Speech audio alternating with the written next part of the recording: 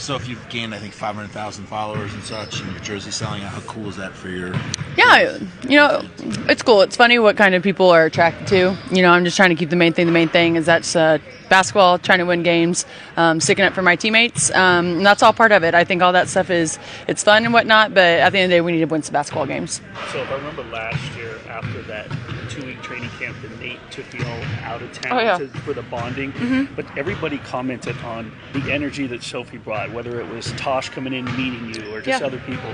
Have you, now being one of the new ones here, but you're someone who likes to bring the energy, whether we just saw what we saw, but regardless, can you just talk about that? I think that's just who I am. It's my personality. I'm the glue to it. We kind of have a weird age gap. We have some oldies on the team. We have some young bucks, and I'm kind of the tweener is what they call me. And so it's just trying to make everyone match and make sure we're all just having good vibes, right?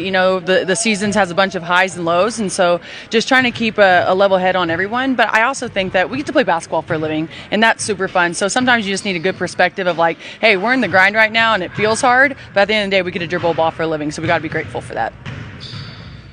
What's it going to take for you guys to get on a roll here and get some wins together? You know what? I think we just shot ourselves in the foot. I thought we played pretty good in the first half out in San Fran, and then we just empty offensive possessions. We were sloppy defensively. They just outworked us, and that is something that we don't want that in our DNA. And so I think you're going to see some spunk from us. Today was a little quiet, but I think we were just dialed in, right? We have a fun group, we have a goofy group, but sometimes you kind of need to get pissed off a little bit and dial in. I think that's what you saw today. When you look at the league, though, outside of New York and Minnesota, there have been some shocking losses. I mean, Atlanta lost to Washington. Vegas loses last night.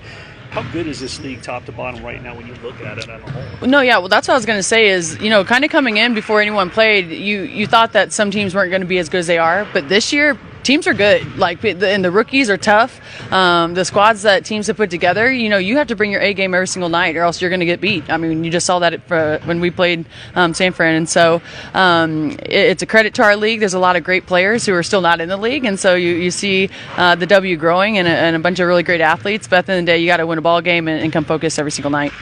You played in front of your packed house a few nights back. The other night, the energy in San Francisco. Tomorrow, you're on the Las Vegas Strip. What can the Las Vegas expect from Sophie? Oh, you know what? I'm just going to be me. I don't go in there trying to predetermine anything. I'm dialed in. I need to focus on hitting my shots, making sure I'm executing the schemes right. I'm not focused on the extracurricular activities. And you know what?